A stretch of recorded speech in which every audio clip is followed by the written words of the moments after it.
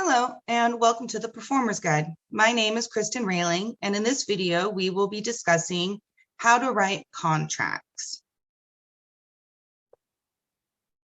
First thing we really want to understand is, what is a contract? A contract is a legally or socially binding promise that is made between two people in order to fill some kind of obligation in exchange for some kind of value. And so in our situation, it would typically be exchanging performances for money. And contracts can either be written, oral, or a combination of both. However, oral contracts are much more difficult to actually fulfill, and many times there can be a lot of confusion in oral contracts. So I highly recommend to use written contracts. That way, both parties, when in doubt, can always fall back onto the written contract. Why would anyone enter into a contract? Contracts ensure that both parties' interests are protected by both law and that both parties will actually fulfill their obligations as promised. How we do this is, I say I'm going to come to the event and do the performance, and the client says they will pay me in exchange, and that is a contract. If we write it down, we come to terms on what the agreement is, and then they pay the rate. If one party breaks the contract, there can be what's called solutions, and they call them remedies. And if those remedies aren't met, this is when oftentimes you could take someone to court and fall back onto the contract and try to get remedies back. I will say I have gone to court. Even if you win, sometimes you may not actually see the money from the win, because the contract, though it has everything in place, the person has to follow through on their social side of it as well. And so there's a social and legal aspect to it. In my situation, he duped a large production company and many performers, and then didn't pay a deposit, gave false checks, and then left to the Caribbean afterwards. And we just never saw that again. And so though people say they're going to, and even if you get a contract, you always want to get a deposit, and you always want to have it directly sent to you and not utilizing checks, which can bounce. Okay. So the next thing we want to know is, what are the key elements of a contract that actually make up a contract? There are essentially 4 elements to a contract that make it valid in the court's eyes: agreement, capacity, consideration, and intention. So first is agreement. For an agreement to be valid, there needs to be 2 things. There needs to be an offer, and there needs to be an acceptance. And so one party will make an offer for employment. I will give you this gig.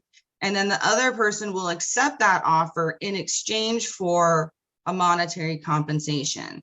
And so one thing that we really want to remember is that these are agreements. We are agreeing to the terms. And so often I see performers going into gigs and then coming out of it feeling used or taken advantage of, or just sort of taken advantage of by the producers.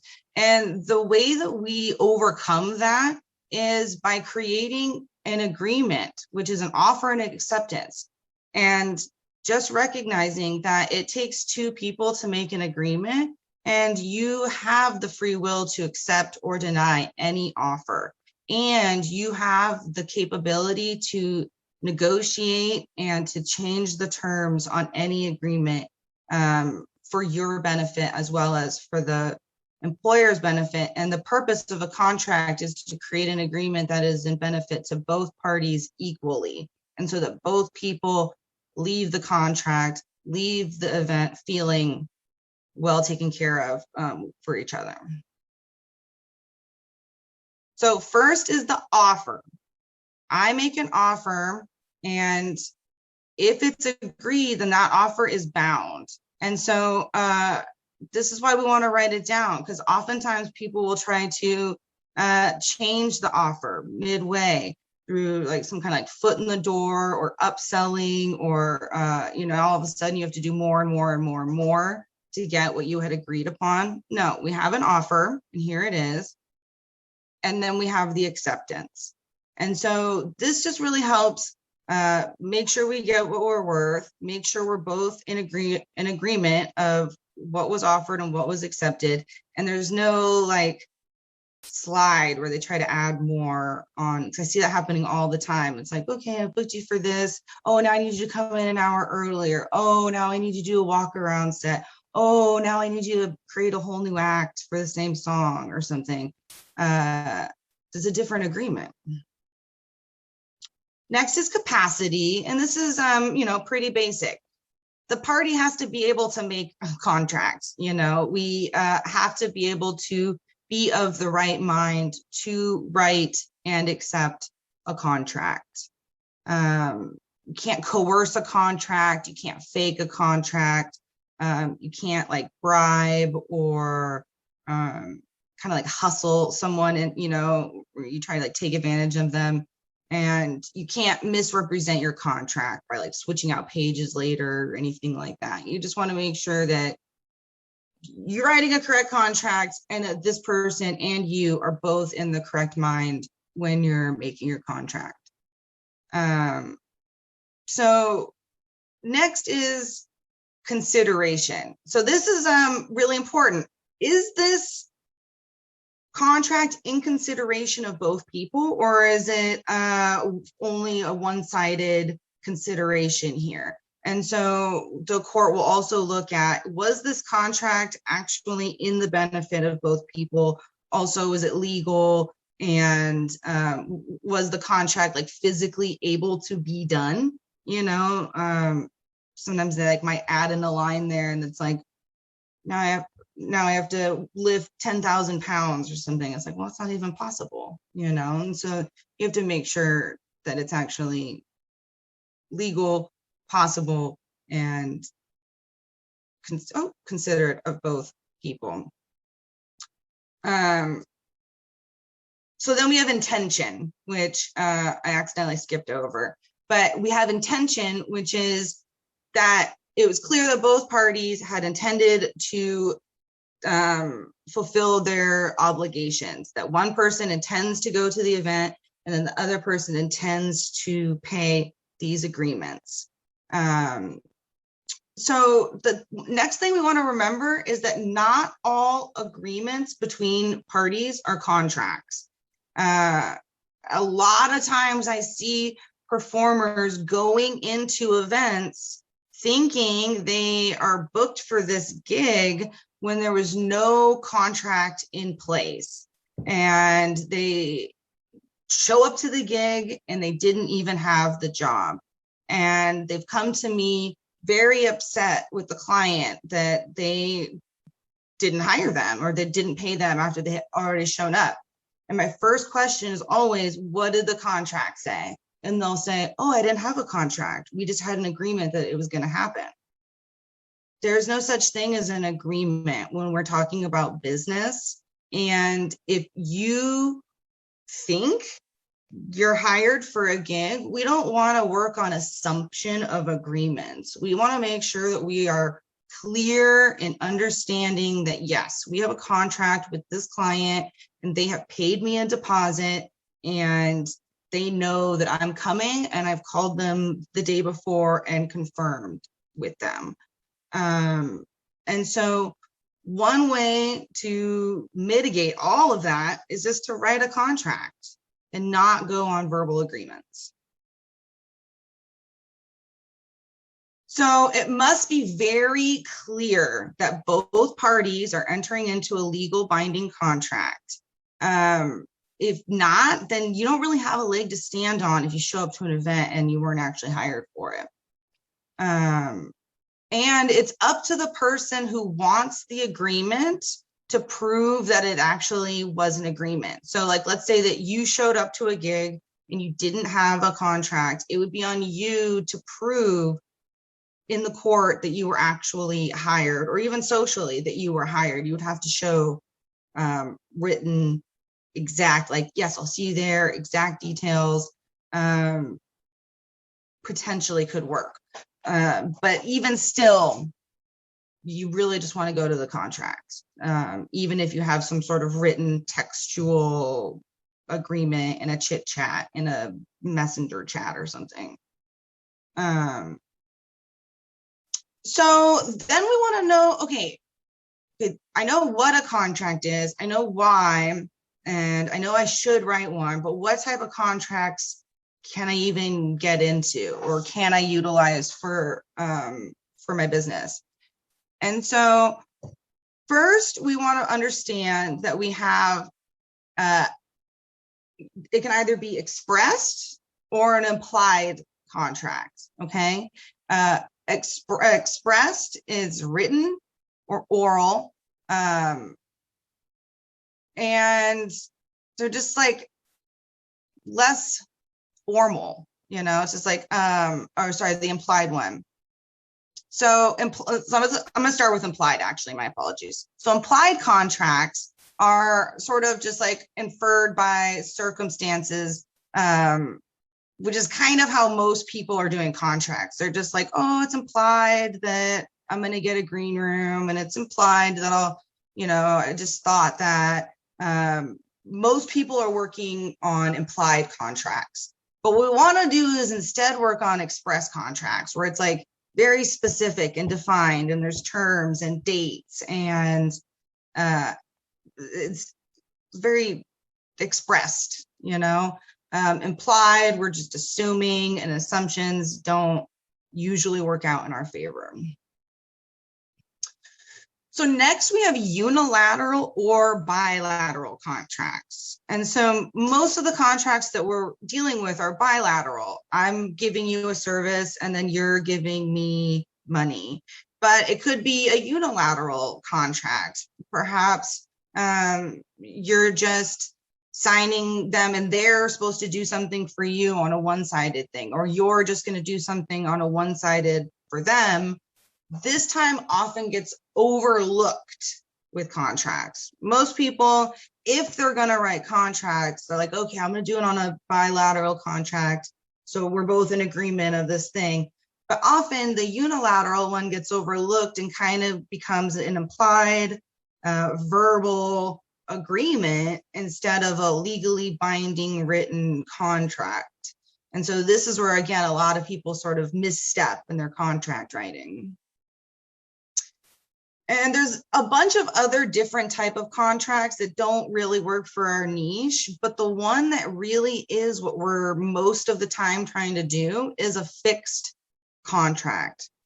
Fixed, expressed, written contract. And so what that means is the buyer is paying a specific agreement. I'm going to buy your still walking set for $1,000. It's fixed. It's not based on attendance. It's not based on, you know, all these factors which could slide a price around. No, my prices are fixed regardless of circumstance. And if you want me to show up to your event, I'm going to require this lump sum, regardless of any, you know, acts of God or time constraints or some, you know, you write all these things into the contract that those are your problem. And my contract states that I'm a fixed price performer. It's not hourly, we go by day. So now we're going to go over the commonly used contracts. These are my most commonly used contracts, honestly. And I've been using most of these contracts for well over 10 years. And they've helped me in court. They've helped me in social situations.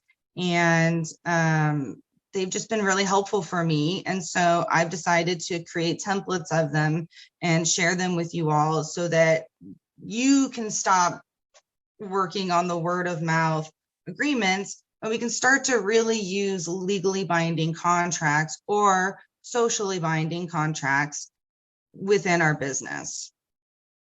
And please let me know if I'm missing any, or if there's any that you would like to have templates created, and I would be happy to add those into the bundle. So the 8 most common contracts I use are the client contract, the independent contractor contract, the non-competition agreement, the non-exclusive agreement, the release of liability, the general waiver, the TFP, and a tech writer. So first we have the client contract. Client contract is where I'm the independent contractor and a client is hiring me. They're paying me money and I'm giving them services, which is the opposite of the independent contractor agreement, in which case you're the business paying money to someone and they're giving you services as a freelancer or independent contractor.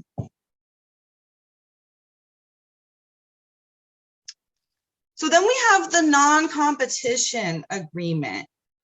This is a legally binding contract that says that a performer will promise not to enter into competition with an employer after they sign the contract. And so, you know, this is really classic. I am a producer. I work for this venue.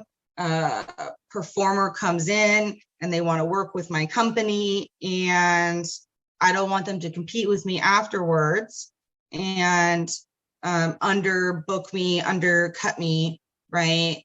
This is like classic vibes. And so here's the thing about non-competes. They only work when you have a limited term non-compete. Oftentimes I see companies try to do these open-ended non-competes. If I hire you for this, you can never work for them ever. And I see a lot of performers who are breaking out into becoming an agency, and they're so concerned about this non-compete. And I just want to kind of nip that in the bud here a little bit. First of all, there are multiple states that non-competes are actually not legally binding. And I will include those in the module of exactly which states those are.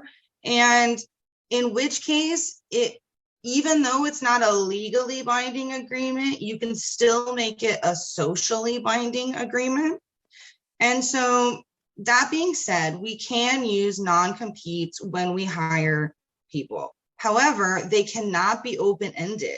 They have to be for a limited term, up to, I believe it's 3 or 5 years. And so for each state, it would be different. But if I work with someone and they hire me, then I can still work with them later. So like, okay, so here's an instance. I sold my business, Circus Mafia, to my former business partner. And I signed a non-compete agreement saying that I would not start a new circus performance business in San Diego, where his business now is, and to create a directly competing business for 3 years. That was our agreement. And so I signed that, sold the business to him. And then that was one of the reasons why I moved to Portland. I didn't even start a performance agency. I started the Performer's Guide but there's an example of where a non-compete is legally binding, and that makes sense, right? What doesn't make sense is if people try to say, if you work with my company at all, you can't compete with me. That doesn't work. And we just want to make sure that, again, we're creating agreements that are in both parties' best interest and with a term limit. Then we have the non-exclusive contract agreement. This is the other one that I see people trying to do. If you work for my company, you can't work for anybody else. You have to just work for my business, and I'm your permanent agent now. That you can only sign an exclusive agreement, again, if it's for a short-term contract. And so, you know, if I'm getting hired on a tour for 3 months to a year, where it's like intense and I'm performing 3 days a week, or I'm actually literally touring the world or the nation, yeah, that makes sense that I would be in an exclusive agreement with them. Like, I can't just bail on this tour, right? However, it doesn't work for a budding agent who's trying to pull in new performers and isn't actually even paying the performer enough to cover their living expenses. And so if an agency wants you to go into an exclusive contract, it must be short-term, limited, and they must be providing enough expenses to pay for your bills. And if that's not the case, then you can sign and send them a non-exclusive agreement, telling them that it's actually you who's allowing them to utilize your image, name, and skills for the benefit of their business, but they own the rights to their acts, their name, and they're a free agent and are allowed to work with other agencies. I see a lot of agencies try to exploit performers in this way by forcing them to sign exclusive contracts when it's actually not legal in most cases, and you can't do open-ended ones. Next, we have the release of liability. This is really great, especially if you are doing something like, let's say you're teaching an aerial workshop at a festival or something. You're going to want a release of liability on all of your students. Anyone who comes up, like, let's say maybe you're teaching a dance class or poi, even literally anything. If you're teaching and there's any risk of somebody to get hurt, especially like handstands, acrobatics, you're just going to want them to sign a release of liability before they get started. And that's just going to put it in their mind that their actions are on them, and that'll already start to change their behavior to be just more careful, you know, and then also does take the liability off of you. So it lowers the mitigation of risk, and then also releases you of the liability of it. You're also going to want to have solid insurance. If you're sending out a release of liability waiver, you know you're going to be needing insurance on top of whatever you're doing.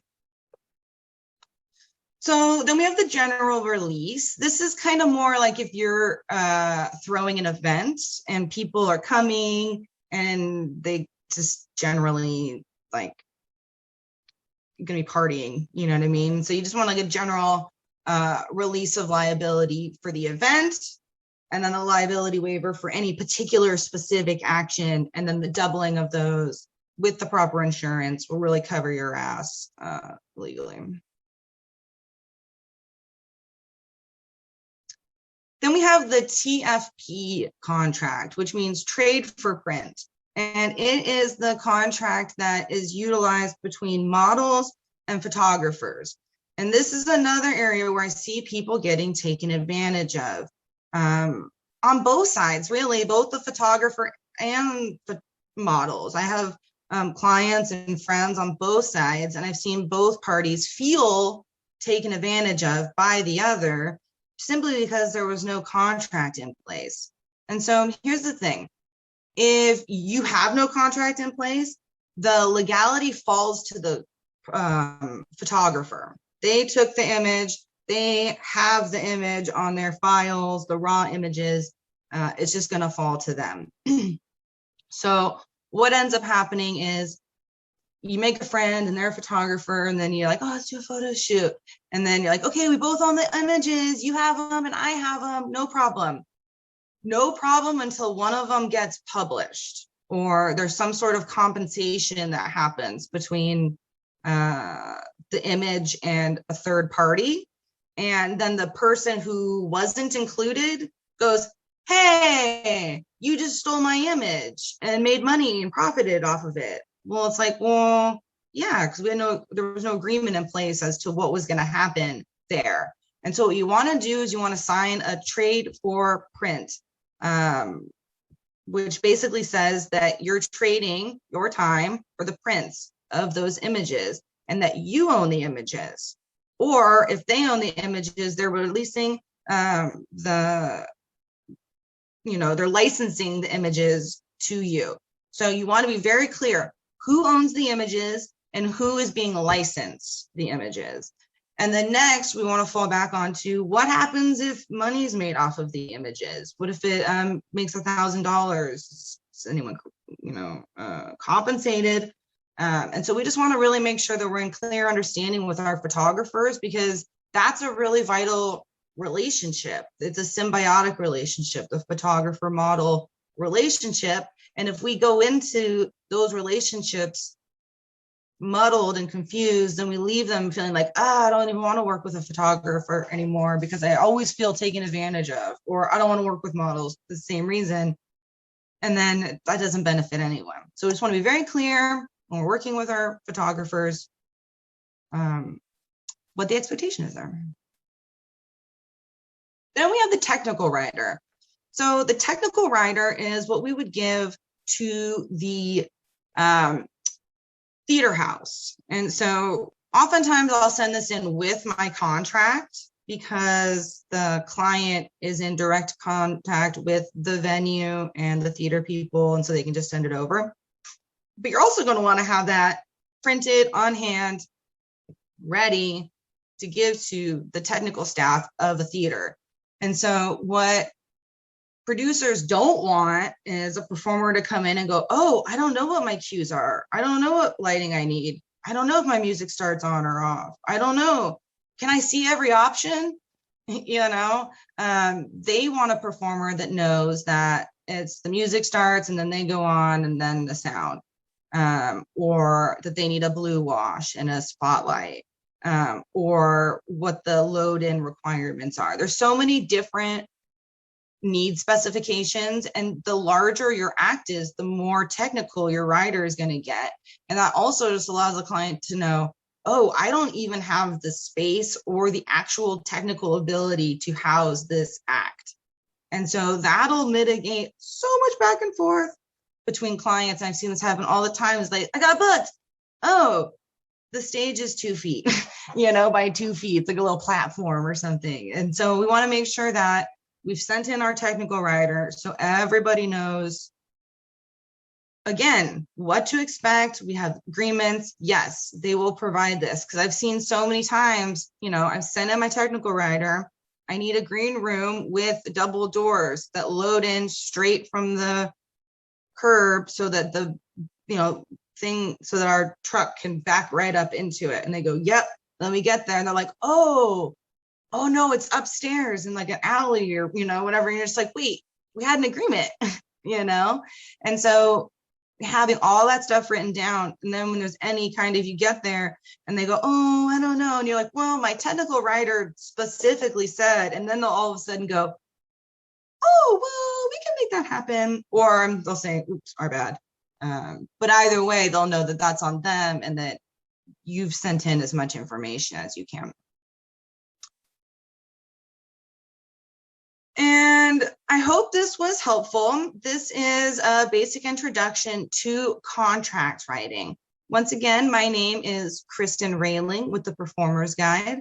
If there's any that I missed, please comment and let me know which you would like me to add to the bundle. Thank you so much and have a wonderful day.